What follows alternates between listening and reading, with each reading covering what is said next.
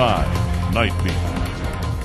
He was just like nothing was going to stop him. Like he was asleep or something. He had to have fell asleep because he had no brake lights or nothing. And as soon as he started going that way, he didn't swerve or nothing. It was just like he was in a straight line. A big rig slammed into a hotel in Temple this morning. Cody Cooper was driving right behind that 18-wheeler going northbound on I-35 when it lost control, went off the interstate, up an embankment, flying at least 10 feet into the air before smashing into the Residence Inn. Pictures from inside the hotel are almost hard to believe. The driver, 50-year-old Gustavo Rodriguez, had to be cut from the truck. He was taken to Scott and White Hospital with a non-life-threatening head injury. DPS is investigating whether he will face charges.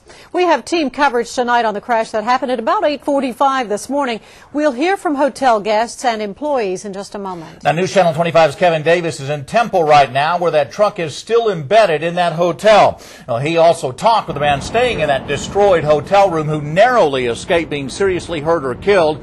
And Kevin, are they going to be able to pull that truck out of that building?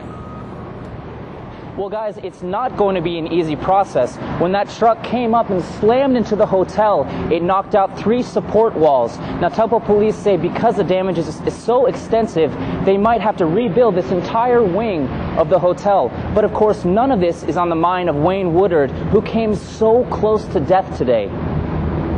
Woodard and his son were in town for his son's wedding.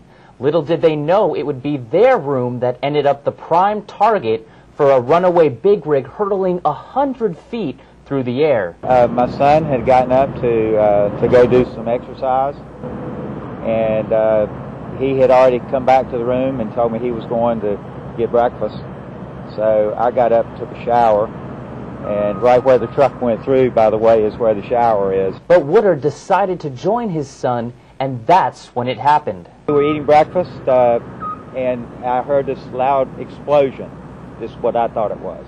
The building rocked. As the dust settled and they headed back towards their room, Woodard and his son saw what could have been their final resting place.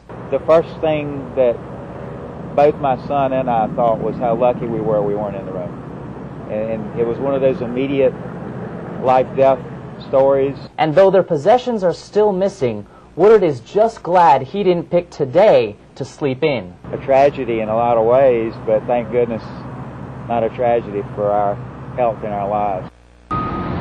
Now, Woodard says the wedding is still on, but the honeymoon will have to wait until they find their passport somewhere in what used to be their hotel room. Live in Temple, Kevin Davis, News Channel 25.